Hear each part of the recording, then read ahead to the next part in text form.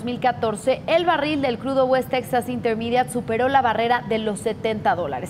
Con las amenazas de Trump de retirarse del acuerdo entre Irán y las potencias mundiales, entre otros factores. Para analizar el tema me acompañan Abraham González, Baude Barrientos e Isaid Mera. Bienvenidos. Muchas gracias. Buenas tardes.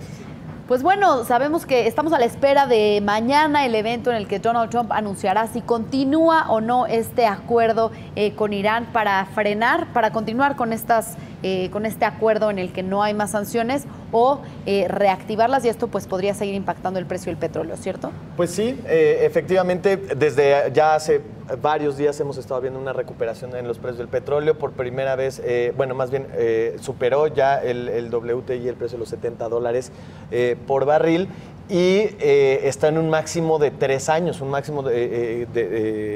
precio es un máximo que no veíamos desde hace 3 años, y eso, bueno, trae buenas noticias y malas noticias. Más allá del acuerdo, creo que lo importante, o sea, más allá de si continúa o no el acuerdo, creo que es importante analizar una cadena que se está generando a raíz del alza en los precios del petróleo. ¿Qué es lo que está pasando? Los precios del petróleo están subiendo, eso también está generando un impacto no solamente en las gasolinas, que es una buena parte de la inflación de Estados Unidos, sino en otros insumos también y en otras industrias que utilizan al petróleo o hidrocarburos como parte de sus insumos, como parte de los materiales que necesitan para fabricar muchas cosas, ¿no? Así es. Entonces, si está subiendo el petróleo, lo que estamos viendo es un impacto en la inflación. De hecho, en un momento más les puedo mostrar esa gráfica.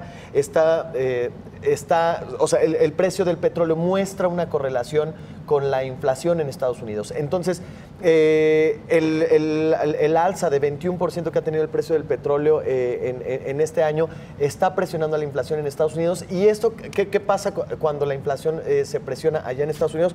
Bueno, pues resulta que la Reserva Federal justo lo que quería era impulsar la inflación al alza, tener una baja inflación, y lo que querían era que la inflación acelerara un poco más. Para subir sus tasas.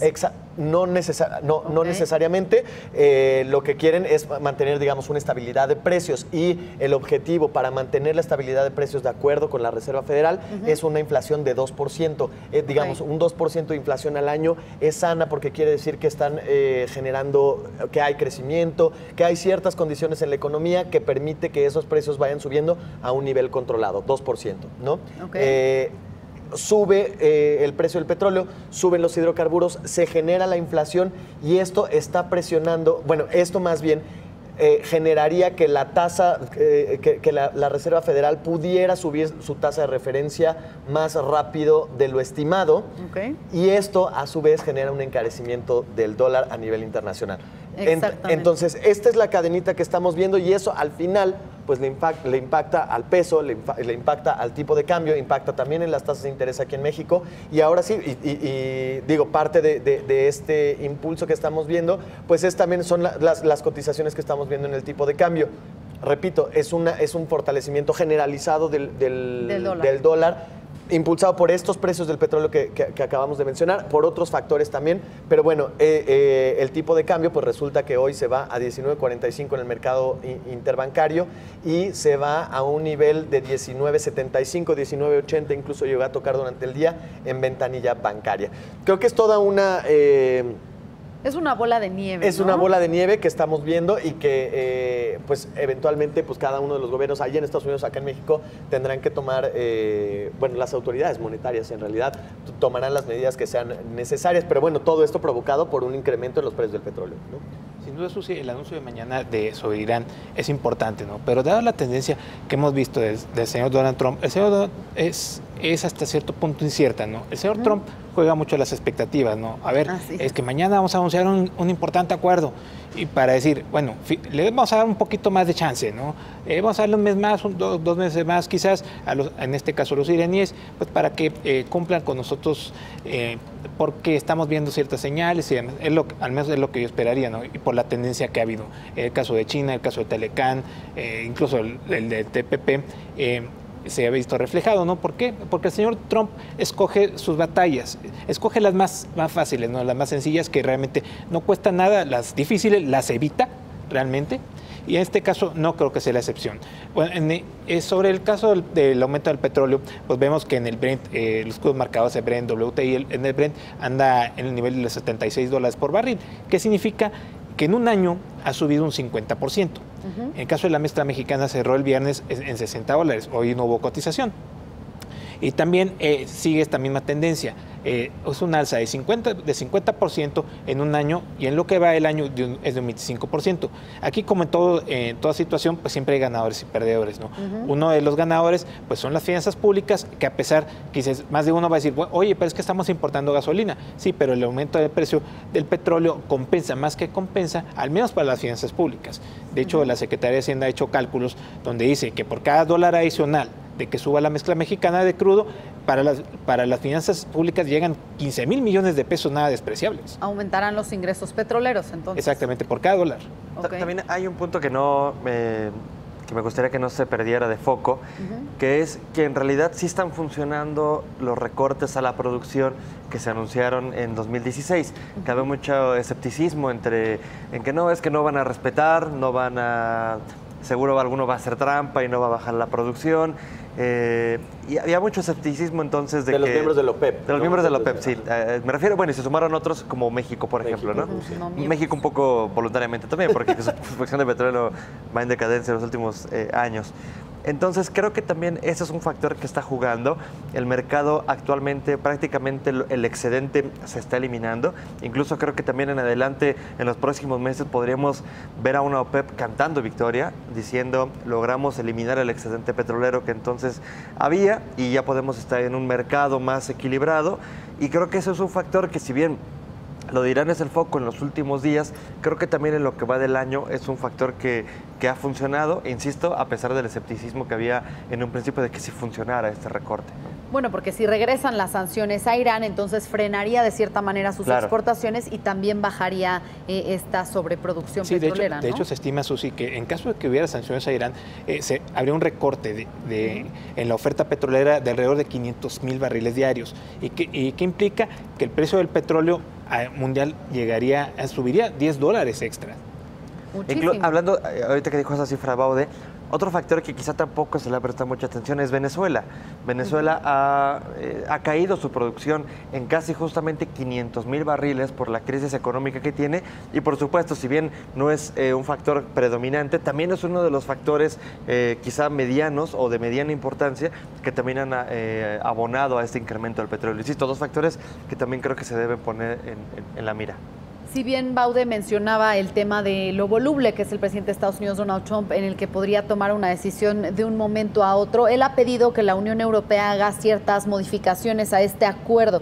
¿Cuáles son estos desperfectos que él dice que se deben modificar o que ustedes consideran que serían pues esenciales cambiar en este en principio, acuerdo? Por ejemplo, Israel, que es un aliado de Estados Unidos, ha acusado que Irán en secreto sigue desarrollando armamento. Creo que esa es una acusación que puede pesar mucho, sobre todo con la relación actual Israel-Estados Unidos, que si bien siempre han sido aliados políticos, pues bueno, más recientemente vimos, por ejemplo, el caso de la embajada, etcétera. Creo que se han unido. Creo que la decisión o el peso que tenga Israel en esta decisión va a ser de más importancia que el que quizá tuvo hace un par de años cuando se levantaron las sanciones. Claro.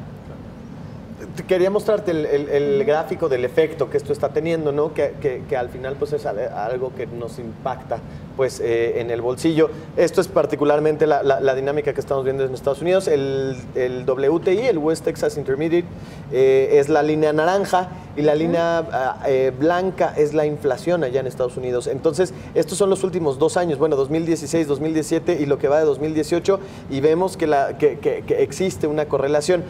Si bien correlación no existe, causalidad sí, no implica causalidad, sí tiene, o sea, sí, digamos, se muestra el vínculo que existe entre estos dos, entre estos dos factores, ¿no?